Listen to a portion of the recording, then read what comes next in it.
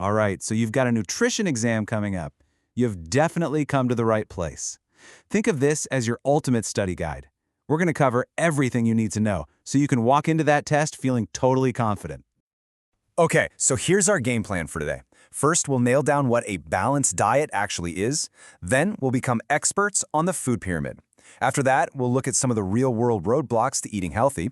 We'll connect the dots between diet and your health, and then we'll wrap it all up with a super quick 5-point review to lock it all in. All right, let's kick things off with the absolute basics. You can't really get nutrition without a solid foundation, right? So let's make sure we've got our key definitions down pat. So let's start with a word we hear constantly, diet. Now, what does that actually mean when we're talking about nutrition? Let's clear that up. Okay, this is super important to remember. Your diet isn't some crazy short-term plan. No, it's just what you eat and drink every day. That's it. It's your normal, everyday eating pattern. So if a diet is just what you normally eat, that leads to the next big question, right? What does it take to make that diet balanced? A balanced diet really just boils down to two things: variety and moderation. Making sure you eat from all the different food groups, you get just enough from each group, and you never eat too much of any one thing. It's all about that mix. And what's the whole point of all this? Simple. It's about staying strong and healthy, day in and day out. A balanced diet is literally the fuel that powers you through school, sports, well, everything. All right, now that we know what a balanced diet is, let's talk about how to build one. And for that, we're going to look at the most famous tool out there, the food pyramid. So what is this thing really? The food pyramid, what's it all about and how does it work? Okay, listen up, because this is the golden rule. If you remember one thing, just one thing, about the food pyramid for your exam, make it this. It's the key to understanding the entire model.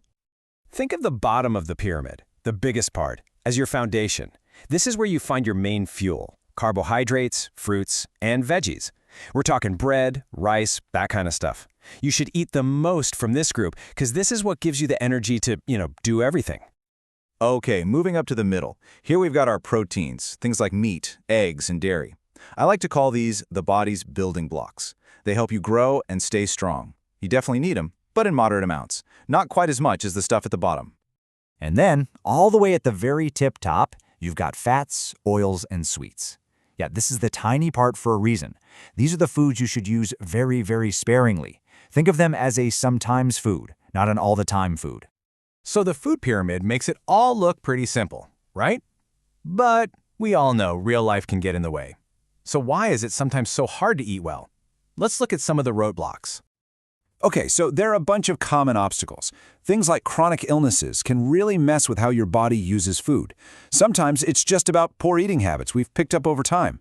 And then there are bigger issues like poverty, which can make healthy food too expensive, or even food shortages from things like a drought.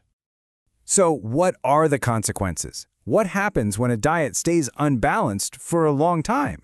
This is where we get into the really serious stuff about diet and your health.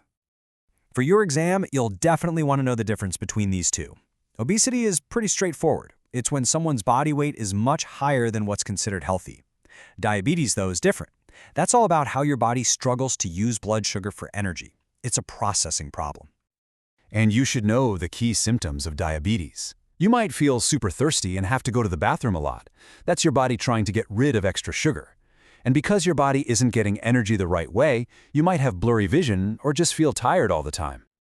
Okay, let's talk about what happens when you're missing specific things. Take rickets. This is a condition in kids where their bones get weak and soft. Why? Because they're not getting enough vitamin D. See, you need vitamin D to absorb calcium, and calcium is what makes bones strong. No D means no strong bones.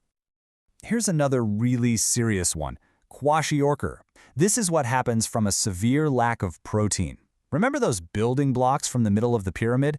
Well, without them, the body just can't build and repair itself properly, which can lead to a swollen stomach and skin problems, especially in kids.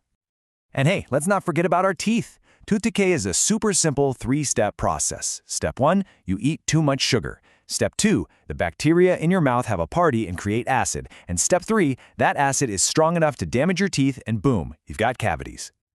Okay, we have covered a ton of ground. So let's do a quick final review. This is the whole thing boiled down to the 5 most important takeaways for your exam. Ready? So here are the 5 big factors that influence nutrition. First, your personal energy needs. Then, economic stuff, like poverty or how much food costs. Number 3 is your own personal eating habits. 4 is any illness or disease you might have. And finally, number 5, big things, like food shortages from natural disasters. It's all connected. So, as we wrap up, I want to leave you with a final thought. Look, knowing the food pyramid is one thing. That's the easy part. The real challenge is putting it into action. So my question for you is, how can you use what you learned today to make just one small, healthy choice? Just one. Think about that. All right, good luck on your exam. You're going to do great.